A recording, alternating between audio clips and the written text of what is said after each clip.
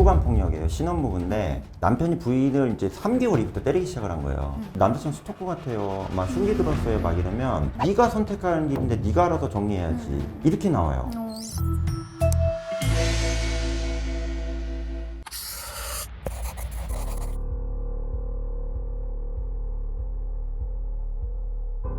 지금 이 사례자분의 얘기를 들어보면요, 한 번은 헤어질 결심을 하긴 했대요. 네. 근데 빼곡하게 쓴 2장의 손편지를 주면서 네. 내가 뭐 잘못했다 얘기를 했나 봐요. 네. 사례자가 느끼기에는 진심이었을까라는 의구심이 든다고 하거든요. 네. 교수님은 어떻게 생각하세요? 그러니까 편지는 두 가지로 볼 수 있어요. 저는 이제 범죄자를 주로 연구하는 사람이기 때문에 뭐 예를 들어서 이제 구속이 된 가해자가 피해자한테 반성문식으로 편지 쓰는 경우가 있거든요. 네. 그럼 그게 이제 변호사 통해서 저한테 넘어오거나 수사기관 통해서 분석 의뢰가 오는데 편지는 두 가지를 의미해요. 하나는 진정한 반성을 쓰는 편지가 있어요. 실제로 제가 막상 구속이 되고 교도소에 와보니 아 너무 힘듭니다. 근데 정말 잘못한 것 같습니다. 처벌은 제가 받겠지만 미안합니다. 이렇게 편지가 있고요. 근데 이런 경우는요. 편지에 구질구질한 내용이 없어요.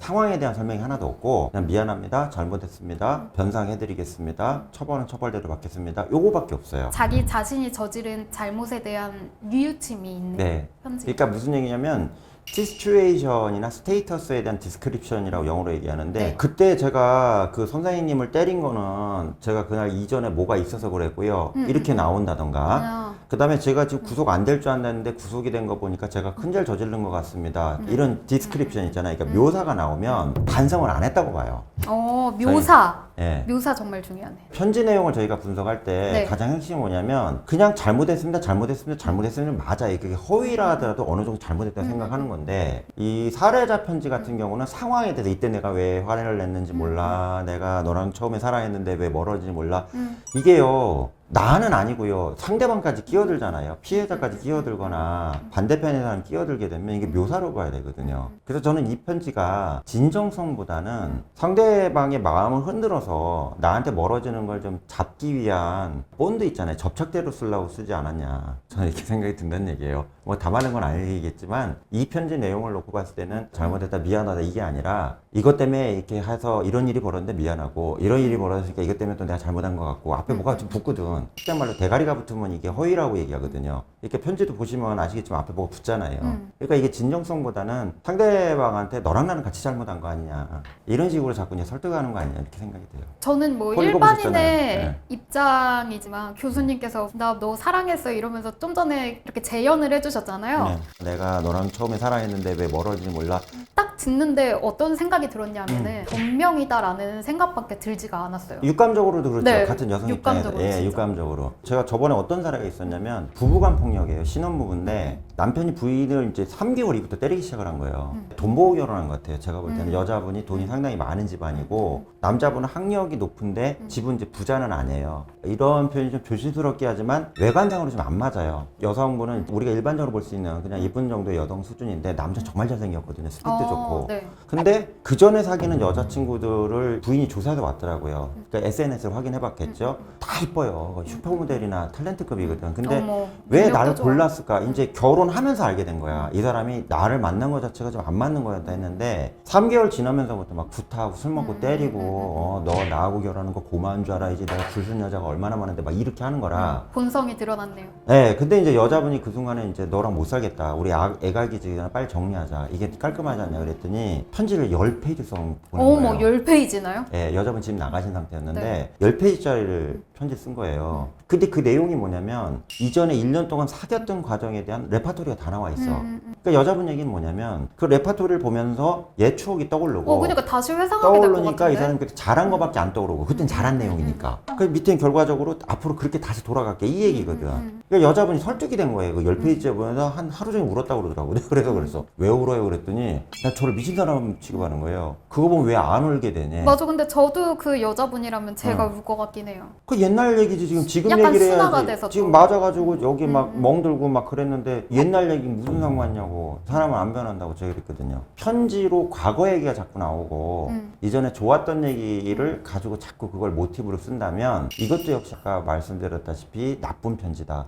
저는 이렇게 본다는 얘기죠. 진정성이 없는 편지. 예, 그리고 또 하나는 상대방이 우습게 보이는 경우에 이런 식의 편지를 써요. 저 사람이 설득이 될 수 네. 있다는 확정성이 있으니까 그것도 시도하는 거지. 저 사람이 강다니까 나랑 너 더 이상 안 만날 거야. 내가 지금 이 나이에 너 만나서 내가 힘들어하는 거 싫거든. 그러니까 정리해. 이렇게 확단을 해버리면 이쪽에서도 시도를 안 할 거 아니에요. 아니면 가서 직접 무릎을 꿇는다던가 정말로 진정성 있고 1대1 맨투맨으로 빌어야 되는데 네 판단하는 거에 내가 따라볼게 이런 식으로 건방지게 보는 게 편지잖아요.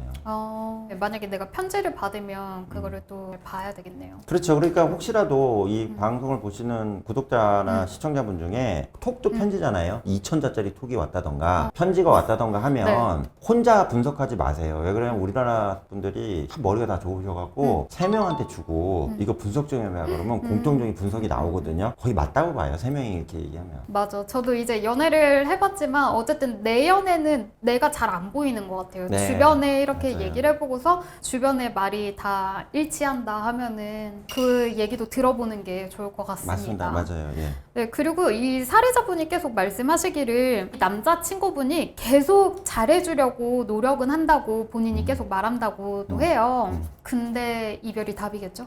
상대방을 심리적으로 내가 억압하고 지배하고 싶은 사람들이 제일 많이 하는 방식이 자문자답이에요. 근데 이 편지 내용도 보면 자문자답이 많아요.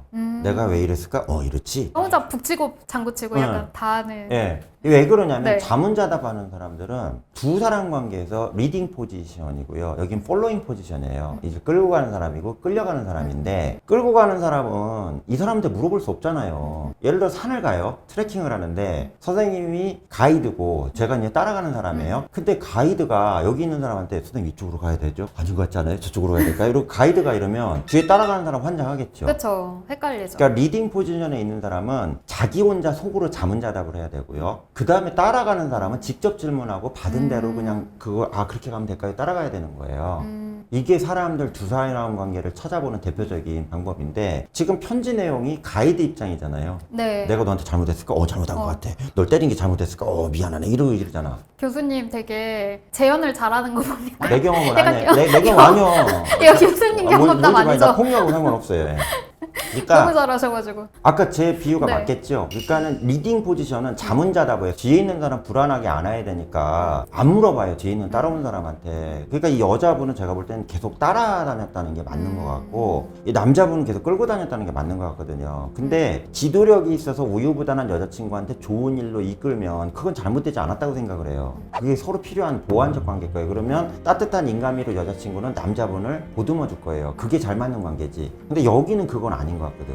그러니까 여자분은 그냥 끌려만 다니고 남자분 입장에서는 경제적인 착취를 한다던가 심리적 착취를 한다던가 성적 착취를 한다던가 이게 재미지거든. 그러니까 자문자답하는 방식으로 넌 내 말만 따라와 이렇게 하지 않았냐 싶은 거예요. 그러니까 결론을 내면 오래 안 가는 게 제가 볼 때는 여자분이 더 필요하지 않나. 최대한 빨리 끝내는 게 좋다. 왜 그럼 더 깊이 들어 수렁에 빠지면 못 나오잖아요. 그러면은 이 여자분이라면 그런 고민도 하고 있을 것 같아요. 네. 최대한 안전하게 헤어질 수 있는 방법이 있는지에 대한 약간 고민을 해볼 것 같거든요. 저희 연구소에 스토킹이나 가정폭력 피해자들 이메일이 가끔 와요. 그래서 읽어보면 대부분 요거랑 똑같은 말이에요. 남편이든 남자친구든. 오히려 이런 경우는 기혼자가 난 것 같아요. 기혼자. 네. 헤어지는 방식이 상처가 크긴 하지만 이혼하면 양쪽 집안이 다 개입하는 거 아시죠? 네. 이혼이 개시가 되면 친정집, 시댁 쪽 양쪽 다 붙어갖고 그래 너네 인연 아닌 것 같아. 재산 정리 이렇게 아예 양육권 이렇게 정리하지. 심지어 개 있잖아요. 키우는 개나 고양이도 자녀 아니에요. 얘도 어떻게 누가 키우든가 정리가 되잖아. 빼말리는 게 좀 쉬워요. 근데 연인 관계 같은 경우는 부모님이 개입하기도 애매하고 부모님한테 허락받거나 뭐 얘기 통보한 적도 없잖아, 사귀는 게. 그쵸. 우리가 이제 20살이 지나면 거의 네. 그런 건 잘 안 하죠. 그러니까 부모님 입장에서도 개입을 요청하면 저희한테 이메일 오신 절대 다수의 여성들이 엄마 아빠한테 도움을 요청하는 거예요. 남자친구 스토커 같아요. 막 흉기 들었어요. 막 이러면 엄마 아빠가 이제 어이없어서 이제 얘기를 하는 답변이 뭐냐. 네가 선택하는 길인데 네가 알아서 정리해야지. 이렇게 나와요.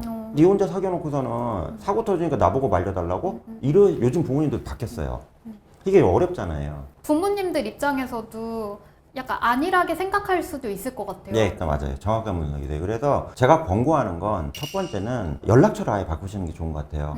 이별 네. 통보를 안 하는 경우도 전 낫다고 봐요. 헤어질까 하면 이 순간에 공격 모드로 돌변해서 경찰서까지 가는 상황도 나올 수가 있기 때문에 본인 사회생활에 타격이 있더라도 연락처를 변경 한꺼번에 하는 게 나을 것 같고요. 두 번째는 뭐냐면 이런 참 안타까운 사례지만 주거지가 노출되어 있는 경우에 주거지로 찾아오는 경우가 있거든요. 근데 이제 우리나라 성인 여성의 절반가량이 여가부 통계에서도 혼자 사시는 걸로 나오기 때문에 오히려 이동하는 데는 좀 수월하지 않나 싶어요. 그렇죠. 어떤 여자분 같은 경우는 원룸에 사시는데 이동해라고 그랬더니 이 여자분 얘기가 뭐냐면 자기가 2년짜리 이제 전세 계약을 했는데 갑자기 이제 이사를 자기가 간다고 하면 이사 비용하고 이제 새로 오는 거 계약금 자기가 물어줘야 되잖아요. 그 페널티가 아깝다 이거야. 제가 그랬죠. 아니 돈이 무슨 상관이냐고 무슨 그것도 1, 200만 원 주고 안전한 게 낫지. 그쵸. 안전이 제일이죠. 그러니까 사소한 거에 자기 목숨 걸면 안 된다. 저게 철칙이거든요. 왜 그러면 칼 들고 오는 경우가 너무 많기 때문에 요즘 너무 많잖아요. 그래서 주거지를 순식간에 바꾸는 방법 일시적으로 이것도 필요하지 않나 이렇게 보여지고요. 세 번째는 혹시라도 스토킹을 한다던가 본인한테 실질적 피해가 오잖아요. 그럼 그 즉시 경찰에 연락을 해서 난 이제 너가 그렇게 하더라도 법적인 보호를 받을 테니까 더 일이 너가 커지면 나도 너한테 법적인 공격을 할 수밖에 없거든. 이런 식의 장단이는 선언을 하는 게 필요하지 않나 이게 보여집니다. 다만 이 과정에서 실수하시는 경우가 진짜 최악의 상황 말씀드릴게요. 남자친구 끊으려고 했는데 남자친구가 덤비니까 자기 옆에 있는 남자 지인한테 보호를 요청한 거예요. 네. 근데 이 지인하고 하다 보니까 사귀게 된 거야. 근데 얘가 또 똑같은 스토커 쓰레기야.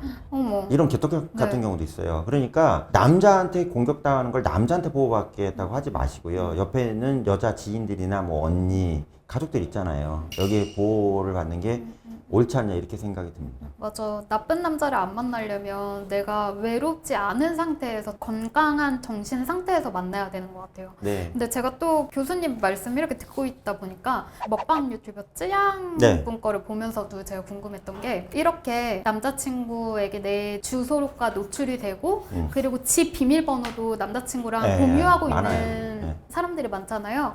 그 상태에서 내가 헤어졌어요? 그러면은 홈캠 다는 게 또 도움이 될지 아니면은 CCTV 이런 게 무조건 다셔야 돼요. 정확하신 거예요. 무조건 다셔야 되고요. 이런 경우가 있어요. 헤어질 때 동거하다 헤어지는 경우가 요즘 많아요. 그러다 보니까 남자랑 계속 만나야 되는 거야. 무슨 얘기냐면 짐이 있거든 남자도. 짐이 있어가지고 이 짐을 야금야금 받아가는 나쁜 놈들이 있어요. 그러다 보면 또 노출이 돼요. 그러니까 이런 경우에 아주 치사하게 나오는 경우가 있어요. 내가 사준 명품 백이나 선물까지 다 돌려줘. 반지까지 돌려줘. 이런 경우가 있거든요. 진짜 치사해. 근데 이러가지고 티격태격하다가 연락처 다시 노출되고 또 공격당하고 이런 사람이 너무 많이 오거든요. 그래서 그 남성하고 연결돼 있는 물건이나 뭐 소품들이 있다면 싹 다 이사센터나 택배센터 불러갖고 보관시켜도 돼요. 찾아가라고 하면 되거든요. 그냥 일괄 정리하는 게 제가 볼 때는 깔끔하다는 얘기입니다. 그리고 이사간 이후에도 유 선생님 얘기했다시피 CCTV 다는 건 기본이고요. 네. 그건 단 기본이에요. 특히 이제 그 요즘에 IoT 있잖아요. 네. 이 IoT 개념으로 혼자 사는 여성들 집안에 반려동물 때문에 처음엔 도입했지만 개인 CCTV도 충분히 가능하거든요. 그래서 그런 비용 아끼지 마시고 좀 하셨으면 좋겠고요. 그 다음에 나를 따라다니다 보면 내 위치가 추적이 될 수가 있거든요. 그렇기 때문에 가급적이면 현관에 들어갈 때부터 아무나 못 들어가는 주거용대 있잖아요. 네. 비밀번호나 생체인식 장치를 통해서 들어간다던가 이런 식으로 좀 비용이 들어가도 안전한 주거를 좀 바꾸는 게 옳지 않냐 이렇게 좀 보여져요. 네, 저희 이 사례자분께서 지금 또 이렇게 생각하시는 게 이 남자분의 약간 욱하는 네. 성질이 조금 보였을 때 네. 너 욱하지 마 라고 이렇게 대응을 했었어야 됐나라는 후회를 하곤 하신대요. 내가 그때 그렇게 통제를 잘 안 해서 이렇게 남자친구가 더 난폭적으로 변한 건지 하는 자책이라고 하나요? 그런 성향을 보이시는데 어떻게 생각하세요? 그러니까 이 사건이 제가 이제 최근에 쯔양시 사건 때문에 인터뷰를 몇 군데 언론에서 했거든요. 진짜 똑같아요. 핫했죠. 예, 똑같아요. 그러니까는 쯔양이라는 사람이 공인이기 때문에 이 문제가 이제 부각이 됐는데 지금 살해자 사건하고 똑같아요. 처음에 쯔양시도 사랑하는 사이였잖아요. 그쵸. 그 사람이 이제 지나면서 폭력도 하고 양아치짓도 하고 지금 다 드러났잖아요. 남자친구 잘못한 그쵸.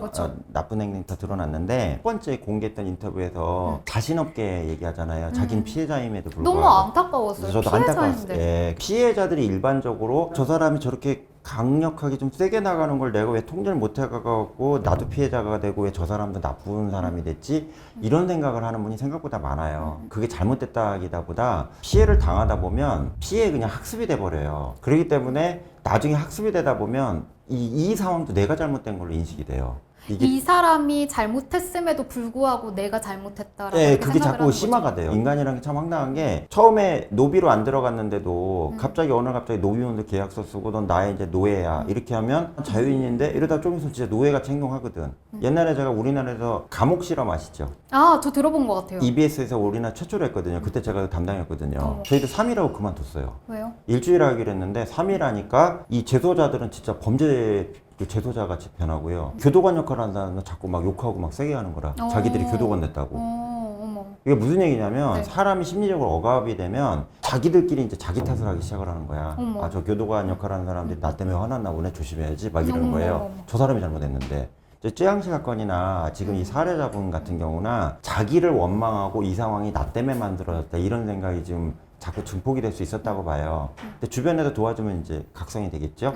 그래서 제가 지금 말씀드리는 건 그 남성의 잘못된 행동은 절대 살해자가 잘못한 걸로 그렇게 된 게 아니라 원래 그런 거였고 이 상황에 대해서 내가 잘못한 거 아니냐 생각하는 것 자체는 좀 바꿔야 된다 이 말씀을 드려요. 그리고 또 궁금했던 게 살해자분의 남자친구가 술 마시면 네, 네. 더 난폭해진다고 이래요. 그렇죠. 근데 예. 술 마시고 욱하는 사람들 있잖아요. 네. 그런 거 뭐 고칠 수가 있나요? 주폭은 해결 안 돼요. 술을 먹은 상태에서 폭력적인 건 뇌가 여러 부위로 돼 있어요. 근데 이 이마 쪽이 이성의 뇌라고 그래요. 네. 욕 안 하게 하고 상대방한테 화 안 내게 아. 하고 질서 지키게 하는 내가 암내거든요. 네. 술을 먹으면 이게 마비가 와요. 근데 이 마비 정도가 좀 심하게 와서 네. 폭력적인 기질을 발현하도록 하는 그 아. 경우가 있는데 이게 주폭이에요. 뇌가 거기 젖었다고 봐야 되거든요. 그래서 알코올로 인한 폭력은 거의 입원해야 할 수준의 아. 질환으로 보고 있거든요. 그렇기 때문에 이 살해자의 남자친구가 술 먹고 폭력하는 건 지금 여자친구의 노력으로는 고쳐지기가 어렵다고 봐요. 그러니까 이런 경우는 둘이 결혼 안 했기 때문에 떨어지는 게 낫지 않냐 이렇게 보여집니다. 굳이 죽을 때까지 살아가는 거 아니면. 만약에 술을 끊으면은 괜찮나요? 술 끊어도 어차피 폭력이란 거는 자기 속에 숨어있던 내재되어 있는 잠재되어 언어 있어서. 있던 행동 패턴이고 언어 습관이었기 때문에 이건 언젠가는 욱하는 경우에 나올 수 있거든요. 그거를 이제 간과하면 안 된다는 얘기죠. 예, 오늘은 또 욱하는 남자편 네, 방송을 네. 해봤는데요. 만약에 내가 지금 남자친구에 좀 고민이다. 아, 헤어져야 되나 말아야 되나 약간 지인분들이랑도 상담을 해도 해소가 되지 않는다면 여기 전문가님들이 여기 이렇게 계시니까요. 네. 우리가 뭐 문제를 완벽하게 해결해 줄 수는 없어요. 그렇지만 같이 고민을 해드릴 수는 있거든요. 그러니까 사연 많이 보내주시기 바랍니다. 저희 그러면 다음 방송에서 또 찾아뵙도록 하겠습니다. 감사합니다.